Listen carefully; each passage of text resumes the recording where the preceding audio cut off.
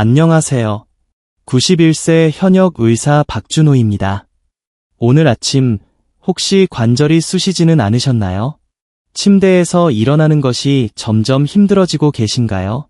사실 저도 그랬습니다. 20년 전 저는 아침에 눈 뜨는 것이 두려웠습니다. 이제 정말 끝인가? 라는 생각이 들 정도였죠. 하지만 지금 저는 91세의 나이에도 여전히 환자들을 진료하고 주말이면 골프도 즐깁니다. 어떻게 가능할까요? 많은 분들이 제게 묻습니다. 비싼 건강식품을 드시나요? 특별한 운동법이 있나요? 하지만 정답은 아주 간단합니다. 저는 우리가 평생 무시해온 이곳을 관리했을 뿐입니다. 여러분, 솔직히 말해봅시다. 나이가 들면서 우리는 점점 많은 것들을 포기합니다. 하지만 건강만큼은 포기할 수 없습니다. 오늘 제가 알려드릴 방법만 제대로 실천하시면 여러분도 건강한 노년을 보낼 수 있습니다. 끝까지 집중해서 봐주세요. 이제 나이 든 몸이니 어쩔 수 없지라고 체념합니다. 손주들과 뛰어놀 수 없음을 받아들이고 등산이나 여행 같은 취미도 포기합니다. 가끔은 내일 아침에 과연 일어날 수 있을지 걱정하며 잠자리에 듭니다.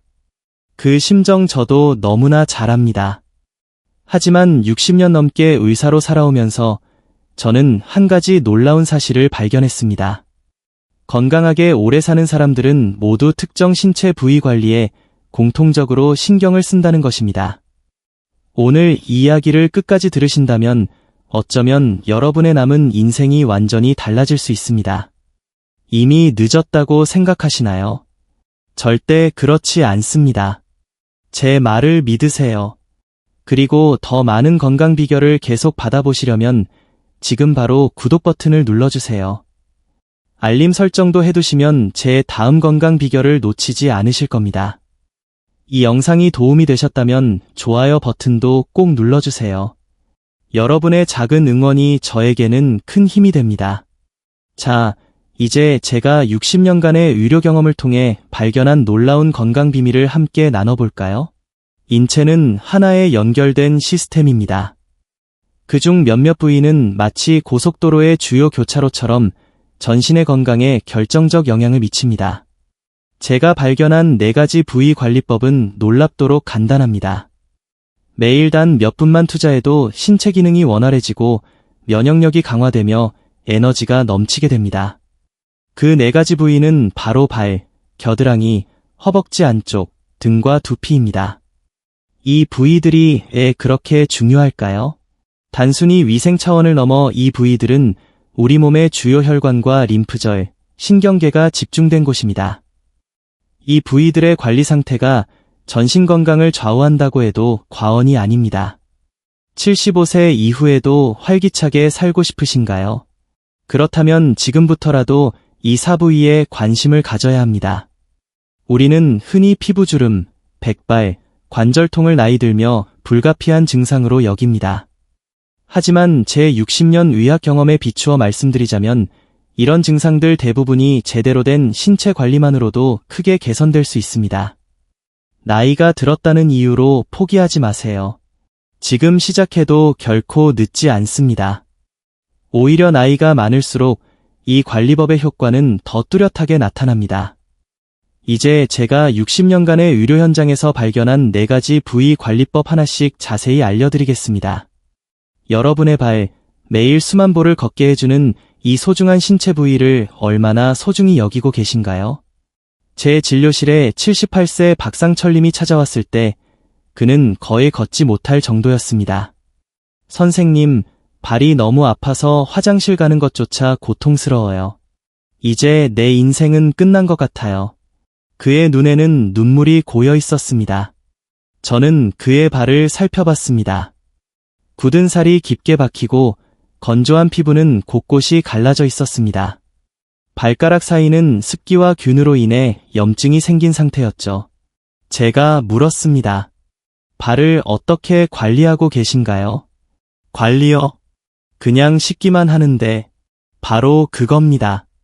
우리는 발을 단순히 씻는 것으로 충분하다고 생각합니다. 그러나 발은 단순한 이동수단이 아닙니다. 발에는 무려 7,000개 이상의 신경말단이 있고 이는 모두 우리 내장기관과 연결되어 있습니다. 동양의학에서는 이를 경락이라고 부릅니다. 서양의학에서도 이제 이 연결성을 인정하고 있죠. 저는 의대생들에게 항상 이렇게 가르칩니다. 발은 제2의 심장이다. 발에 있는 혈관과 근육이 심장을 도와 혈액을 온몸으로 펌프질하기 때문이다. 놀랍게도 발 관리는 심혈관 건강을 개선하고 혈압을 안정시키며 심지어 수면의 질까지 향상시킵니다. 그럼 어떻게 발을 제대로 관리해야 할까요? 제가 60년간 연구하고 실천한 발 관리 4단계를 알려드리겠습니다. 첫 번째, 따뜻한 물에 30분간 담그기. 물 온도는 체온보다 약간 높은 40도 정도가 이상적입니다. 너무 뜨거우면 피부가 손상될 수 있으니 주의하세요. 30분간 발을 담그면 발의 혈관이 확장되고 전신의 혈액순환이 촉진됩니다. 저는 환자들에게 물에 한 줌의 소금을 넣도록 권합니다. 이렇게 하면 부종 완화에 더욱 효과적이죠. 이렇게 하면 하루 종일 발에 쌓인 피로가 풀리고 다리의 부기도 빠르게 가라앉습니다. 특히 당뇨나 고혈압이 있으신 분들에게 매우 중요한 과정이에요. 78세 이명숙 할머니는 이 방법으로 20년간 고생하던 불면증을 극복했습니다. 그녀의 말을 직접 들어보세요. 지 박사님이 알려주신 대로 매일 저녁 발을 따뜻한 물에 담그기 시작했어요. 처음엔 이런 걸로 뭐가 달라지겠어? 싶었는데 일주일 만에 달라지더라고요. 30년 만에 처음으로 약 없이 깊은 잠을 잘 수 있었어요. 두 번째, 발바닥을 부드럽게 마사지하기. 발바닥에는 전신의 장기와 연결된 반사구가 있습니다. 이 부분을 부드럽게 마사지하는 것만으로도 내장기관의 활동을 촉진할 수 있어요. 저는 매일 아침 눈을 뜨자마자 그리고 저녁에 잠들기 전 발바닥 마사지를 합니다. 손가락 끝으로 발바닥을 원을 그리듯 마사지하세요. 특히 발 뒤꿈치와 발가락 사이의 발볼 부분을 중점적으로 마사지하면 좋습니다. 제 환자 중 한 분은 이 마사지 덕분에 15년간 고생하던 변비가 해결됐습니다. 이 부분을 매일 5분씩 마사지하는 것만으로도 소화 기능이 개선되고 숙면을 취하는 데 큰 도움이 됩니다. 세 번째, 발가락 사이까지 꼼꼼히 세척 후 완전히 건조하기. 많은 분들이 강구하는 부분입니다. 발가락 사이는 습하고 어두워 균이 번식하기 가장 좋은 환경입니다. 이곳에 피부 문제가 생기면 전신 건강에 영향을 미칠 수 있습니다. 부드러운 수건이나 면봉으로 발가락 사이를 꼼꼼히 닦고 완전히 말려야 합니다. 특히 당뇨병이 있으신 분들은 더욱 신경 써야 합니다. 제 진료실에 찾아온 82세 김우진 할아버지는 발가락 사이 무좀으로 시작된 감염이 심해져 결국 발가락 절단 위기까지 갔었습니다. 다행히 적절한 치료와 관리로 회복했지만 그가 평소 발가락 사이를 제대로 관리했다면 이런 고통은 없었을 겁니다. 네 번째, 보습크림과 미끄럼 방지 신발 사용하기. 노년기에는 피부가 건조해지고 민감해집니다. 발 피부도 마찬가지입니다. 목욕 후 바디로션이나 전용 푸트크림으로 발을 부드럽게 유지하세요. 또한 집 안에서도 반드시 미끄럼 방지 슬리퍼를 신으세요. 맨발로 딱딱한 바닥을 걷는 것은 발 건강에 좋지 않습니다. 제 경험상 70대 이상이 되면 적절한 신발 착용만으로도 발과 무릎 통증이 30% 이상 감소할 수 있습니다. 박상철님은 이 4가지 관리법을 3개월간 꾸준히 실천했습니다. 그 결과는 어땠을까요? 시 박사님, 기적입니다. 이제 아침에 일어나면 발이 아프지 않아요. 지난 주말에는 손주와 함께 동네 공원을 한 바퀴 돌았어요. 1년 전만 해도 상상도 못했던 일이에요. 여러분도 지금 바로 시작하세요. 너무 늦은 때란 없습니다. 발 관리는 단순한 위생을 넘어 전신 건강의 기본입니다. 내일 아침부터 저와 함께 발 관리를 시작해 보시겠어요?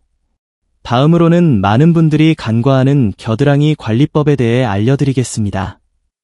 이 부위가 왜 면역력의 핵심인지, 그리고 어떻게 관리해야 하는지 함께 알아보겠습니다. 깊게 숨을 들이마시고 내쉬세요. 여러분 겨드랑이가 단순한 땀이 나는 곳이라고 생각하시나요? 제가 60년간의 의학 경험으로 말씀드리건대 겨드랑이는 우리 몸의 자연해독 센터입니다. 75세 이정희 할머니의 이야기를 들려드리겠습니다. 그녀는 20년 넘게 계절마다 찾아오는 기관지염과 알레르기로 고생했습니다. 봄, 가을마다 병원을 찾아 항생제와 스테로이드를 복용했죠. 지 박사님, 계절이 바뀔 때마다 항생제 먹는 게 일상이 됐어요. 이러다 평생 약에 의존하며 살아야 하나 싶어요. 제가 그녀의 겨드랑이를 살펴보니 피부가 자극받아 붉어져 있었고 땀샘이 막혀 있었습니다. 그녀의 림프절도 약간 붓고 단단해져 있었죠.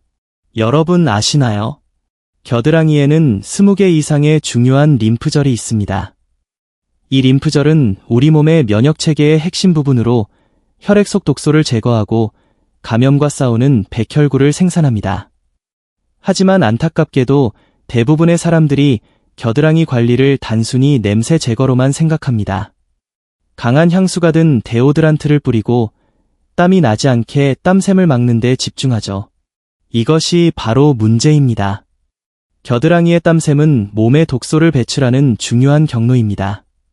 이를 인공적으로 막으면 독소가 체내에 쌓이게 됩니다. 그렇다고 아무것도 하지 않으면 어떻게 될까요? 균이 번식하고 냄새가 나겠죠. 그럼 어떻게 해야 할까요? 제가 연구하고 실천한 겨드랑이 관리 4단계를 알려드리겠습니다. 첫 번째, 향이 없는 순한 비누로 부드럽게 세척하기. 화학 성분이 강한 바디워시나 비누는 겨드랑이의 자연 균형을 파괴합니다. 저는 60년간 천연 성분의 순한 비누만 사용해왔습니다. 따뜻한 물로 겨드랑이를 적신 후 순한 비누로 원을 그리듯 부드럽게 닦으세요. 너무 세게 문지르면 피부가 자극받아 오히려 균형이 깨질 수 있습니다. 저는 환자들에게 녹차 성분이 함유된 비누나 코코넛 오일 비누를 추천합니다. 이는 피부를 진정시키는 동시에 자연스럽게 향균 작용을 합니다. 두 번째, 샤워 후 완전히 건조하여 세균 번식 방지하기. 겨드랑이는 습하고 따뜻해 세균이 번식하기 좋은 환경입니다. 샤워 후 부드러운 수건으로 겨드랑이를 완전히 말리는 것이 중요합니다. 저는 환자들에게 헤어드라이어를 사용해 보라고 권합니다. 물론 차가운 바람으로 말이죠. 이렇게 하면 겨드랑이가 완전히 건조되어 세균 번식을 막을 수 있습니다. 83세 정민호 할아버지는 이 방법만으로도 20년간 고생하던 겨드랑이 무좀과 가려움증을 해결했습니다. 세 번째, 자연 유래 성분의 데오드란트 사용하기. 알루미늄이나 파라벤 같은 화학 성분이 든 데오드란트는 피하세요. 이런 성분들은 땀샘을 막고 장기적으로는 림프절 기능에 영향을 줄 수 있습니다. 저는 60년 넘게 베이킹소다와 코코넛 오일을 섞은 자연 데오드란트를 사용해왔습니다. 냄새를 제거하면서도 땀샘은 자연스럽게 기능하도록 해주죠. 또 다른 방법은 사과 사이다 식초를 물에 희석해 겨드랑이에 바르는 것입니다. 약간의 식초 냄새는 금방 사라지고 피부의 pH 밸런스를 자연스럽게 조절해줍니다. 네 번째, 아침 2분 림프 마사지로 순환 촉진하기. 이것이 제가 환자들에게 가장 강조하는 부분입니다. 매일 아침 2분만 투자하세요. 손가락으로 겨드랑이 주변을 부드럽게 원을 그리며 마사지하세요. 이는 림프에게 순환을 촉진하고 독소 배출을 돕습니다. 방법은 간단합니다. 팔을 머리 위로 들고 반대쪽 손으로 겨드랑이 주변을 목에서 가슴 쪽으로 부드럽게 마사지하세요. 양쪽 겨드랑이에 각각 1분씩 총 2분이면 충분합니다. 75세 이정희 할머니는 이 4가지 방법을 실천한 지 2개월 만에 놀라운 변화를 경험했습니다. 시 박사님 믿기지 않아요. 20년 만에 처음으로 가을이 왔는데도 기관지염이 오지 않았어요. 항생제 없이 가을을 보내다니 정말 기적 같아요. 여러분 겨드랑이는 단순한 위생 문제가 아닙니다. 우리 몸의 자연해독 시스템의 핵심 부위입니다. 지금부터라도 제대로 관리하세요. 면역력 강화와 독소 배출에 놀라운 변화를 경험하실 겁니다. 다음으로는 많은 분들이 소홀히 여기는 허벅지 안쪽 관리법에 대해 알려드리겠습니다. 이 부위가 왜 혈액순환과 간 건강의 핵심인지, 그리고 어떻게 관리해야 하는지 함께 알아보겠습니다. 여러분 허벅지 안쪽에 손을 대보세요. 맥박이 느껴지나요? 바로 그 부위 서해부에는 우리 몸의 주요 혈관과 림프절이 모여 있습니다. 저는 60년간 수많은 환자를 진료하면서 한 가지 놀라운 사실을 발견했습니다. 허벅지 안쪽의 건강 상태는 간 기능과 혈액순환에 직결된다는 것입니다. 71세 김영애 할머니의 이야기를 들려드리겠습니다. 그녀는 매일 밤 다리가 붓고 저리는 증상으로 고통받았습니다. 수면제 없이는 잠들 수 없을 정도였죠. 지 박사님, 밤마다 다리가 저려서 잠을 못 자요. 여러 병원을 다녀봤지만 원인을 못 찾겠다고 하더라고요. 저는 그녀의 허벅지 안쪽을 살펴봤습니다. 피부는 건조하고 갈라져 있었으며 서해부의 림프절이 약간 붓고 단단해져 있었습니다. 혈액검사 결과 간 수치도 약간 높았죠. 여러분 허벅지 안쪽은 단순한 피부가 아닙니다. 대퇴동맥과 정맥, 서해부, 림프절 등 중요한 순환계 구조물이 모여 있는 곳입니다. 이 부위의 혈액순환이 원활하지 않으면 다리 부종, 정맥류, 심지어 간 기능에도 영향을 미칠 수 있습니다. 동양의학에서는 이 부위를 간경이 지나가는 것으로 봅니다. 서양의학에서도 이제 허벅지 안쪽에 림프순환이 간의 해독 기능과 밀접한 관련이 있다는 것을 인정하고 있죠. 허벅지 안쪽을 제대로 관리하지 않으면 어떻게 될까요? 혈액순환이 저하되고 독소가 쌓이며 결국 만성 피로와 부종으로 이어집니다.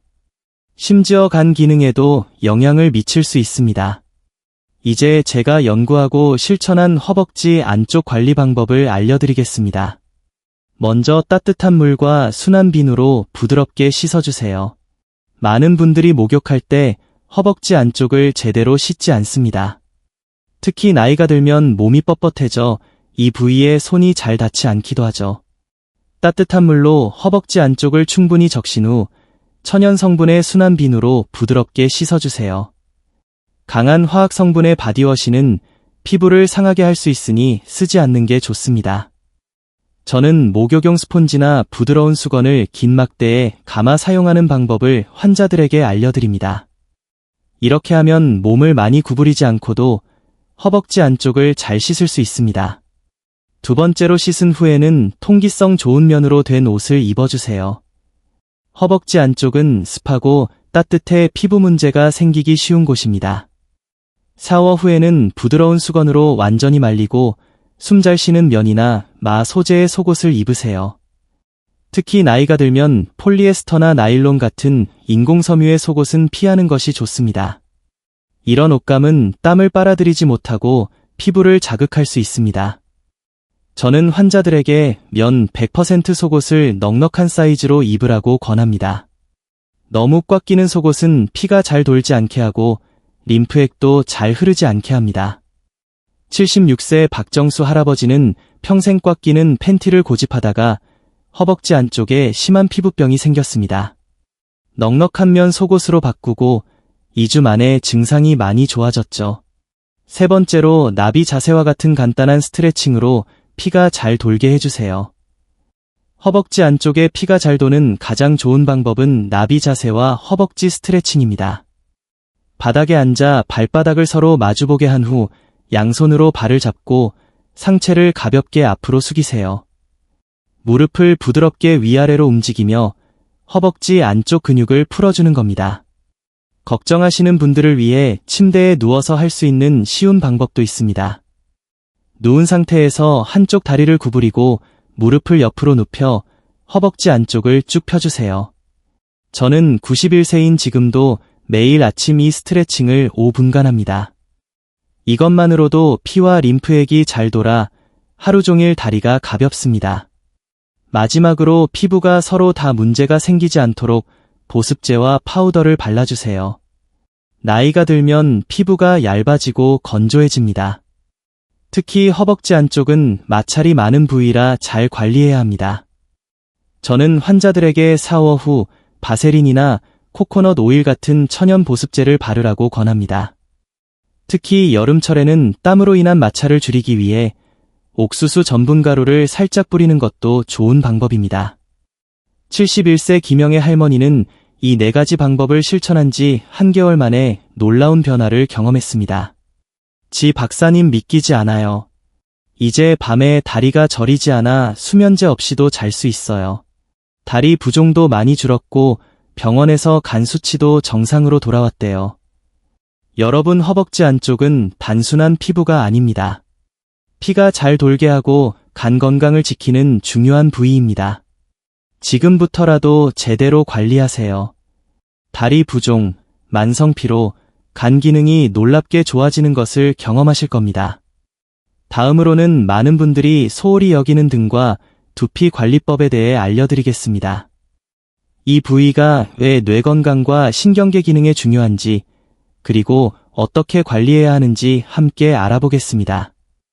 여러분 몸이 피곤하고 기억력이 떨어지는 것이 단순히 나이 때문이라고 생각하시나요? 75세 조명자 할머니는 요즘 들어 기억력이 급격히 떨어지고 항상 피곤함을 느꼈습니다. 그녀는 이것이 치매의 시작이라고 두려워했죠. 저는 그녀의 등과 두피를 살펴봤습니다. 딱딱하게 굳은 근육, 건조한 두피, 현재의 감소한 혈액순환, 예상했던 대로였습니다. 여러분 등과 두피는 단순한 씻는 부위가 아닙니다. 이 부위는 중추신경계와 직접 연결되어 있으며 뇌로 가는 피해 공급에 중요한 역할을 합니다. 의학적으로 볼 때 목과 등 위쪽의 근육은 뇌로 가는 혈관과 신경에 직접적인 영향을 미칩니다. 이 근육들이 뭉치면 뇌로 가는 피의 흐름이 감소하고 결과적으로 기억력과 인지 기능이 떨어집니다. 두피도 마찬가지입니다. 두피의 건강은 뇌 건강과 직결됩니다. 두피에 피가 잘 돌지 않으면 뇌로 가는 영양 공급이 감소하고 이는 생각하는 기능이 떨어지는 원인이 될 수 있습니다. 이제 제가 연구하고 실천한 등과 두피 관리 방법을 알려드리겠습니다. 먼저 미지근한 물과 부드러운 브러쉬로 등을 씻어주세요. 목욕할 때 대부분의 사람들은 등을 제대로 씻지 못합니다. 특히 나이가 들면 팔이 뻣뻣해져 등 전체에 손이 닿지 않는 경우가 많죠. 저는 환자들에게 긴 손잡이가 달린 부드러운 목욕 브러쉬를 사용하라고 권합니다. 미지근한 물로 등을 적신 후 부드러운 원을 그리며 척추에서 바깥쪽으로 마사지하듯 씻으세요. 이렇게 하면 등에 피가 잘 돌고 뭉쳐있던 근육이 풀립니다. 또한 뇌로 가는 피의 흐름이 좋아져 머리가 맑아지는 효과도 있습니다. 79세 김철수 할아버지는 이 방법을 실천한 후 샤워만 해도 머리가 맑아지는 것 같다고 말했습니다. 두 번째로 두피 마사지를 통해 뇌로 가는 피의 흐름을 좋게 해주세요. 두피 마사지는 뇌 건강에 놀라운 효과가 있습니다. 두피에는 수많은 혈관이 있어 적절한 마사지는 뇌로 가는 피의 흐름을 직접 좋게 합니다. 저는 매일 아침과 저녁 손가락 끝으로 두피 전체를 부드럽게 마사지합니다. 방법은 간단합니다. 손가락 끝으로 두피를 부드럽게 원을 그리며 5분간 마사지하세요. 이때 너무 세게 누르지 마세요. 산포할 때도 두피를 부드럽게 마사지하듯이 씻으면 좋습니다. 특히 뒤통수와 관자놀이 부분은 뇌로 가는 중요한 혈관이 지나는 곳이니 신경 써서 마사지해주세요. 75세 조명자 할머니는 이 마사지를 시작한 지 2주 만에 머리가 맑아지고 기억력도 좋아진 것 같다고 말했습니다. 세 번째로 아침에 간단한 스트레칭으로 척추를 유연하게 유지하세요. 척추는 우리 신경계의 고속도로입니다. 척추의 유연성은 온몸의 신경 전달과 피의 흐름에 직접적인 영향을 미칩니다. 저는 91세인 지금도 매일 아침 5분간 간단한 척추 스트레칭을 합니다. 방법은 쉽습니다. 침대에 앉아 천천히 머리를 좌우로 돌리고 앞뒤로 움직여보세요. 그런 다음 어깨를 천천히 돌리고 상체를 천천히 옆으로 구부려보세요. 너무 어려워요. 걱정하시는 분들을 위해 침대에 누워서 할 수 있는 더 쉬운 방법도 있습니다. 무릎을 구부린 채 누워서 엉덩이를 살짝 들어 올렸다. 내리는 것만으로도 허리 척추의 유연성을 유지할 수 있습니다. 저의 오랜 환자 중 한 분인 83세 박영호 할아버지는 이 스트레칭을 시작한 지 1개월 만에 15년간 시달렸던 만성요통이 크게 좋아졌다고 합니다. 마지막으로 저녁 시간에 5분만 마사지를 하면 깊은 잠을 잘 수 있습니다. 잠자기 전 5분간의 등과 목 마사지는 깊은 잠을 자는데 큰 도움이 됩니다. 이는 척추를 따라 달리는 뭉친 근육을 풀어주고 중추신경계를 편안하게 해주는 효과가 있습니다. 방법은 간단합니다. 마사지 크림이나 오일을 손에 덜어 목부터 허리까지 부드럽게 마사지해주세요. 특히 목과 어깨 부분의 뭉침을 풀어주는 것이 중요합니다. 혼자 하기 어렵다면 테니스공 2개를 양말에 넣어 바닥에 놓고 그 위에 누워 천천히 움직이는 방법도 있습니다. 이렇게 하면 등의 뭉친 근육을 효과적으로 풀 수 있습니다. 75세 조명자 할머니는 이 4가지 방법을 실천한 지 2개월 만에 놀라운 변화를 경험했습니다. 이제 손주 이름을 헷갈리지 않아요. 머리가 훨씬 맑아졌고 힘도 넘쳐요. 가족들도 제가 달라졌다고 말해요. 여러분 등과 두피는 단순한 씻는 부위가 아닙니다. 뇌 건강과 신경계 기능에 중요한 부위입니다. 지금부터라도 제대로 관리하세요. 기억력, 생각하는 능력, 활력의 놀라운 변화를 경험하실 겁니다. 이제 마지막으로 이 모든 관리법을 일상에 어떻게 쉽게 넣을 수 있는지 알려드리겠습니다. 지금까지 건강의 핵심인 4가지 신체 부위와 그 관리법에 대해 알아보았습니다. 발, 겨드랑이, 허벅지 안쪽, 등과 두피, 이 부위들이 우리 건강에 얼마나 중요한지 이제 아시겠죠? 그런데 너무 많은데 어떻게 다 관리해야 할지 어려워요. 라고 생각하실 수 있습니다. 걱정 마세요. 저는 60년간의 의학 경험을 통해 가장 효과적이면서도 계속할 수 있는 방법을 찾아냈습니다. 이제 건강한 습관을 만드는 방법 5분의 기적에 대해 말씀드리겠습니다. 가장 중요한 것은 한 번에 모든 것을 바꾸려 하지 않는 것입니다. 조금씩 바꾸는 것이 가장 효과적이고 오래 계속할 수 있습니다. 먼저 요일별로 한 부위에 집중해서 관리하세요. 일주일에 각 요일마다 한 부위에 집중하는 겁니다.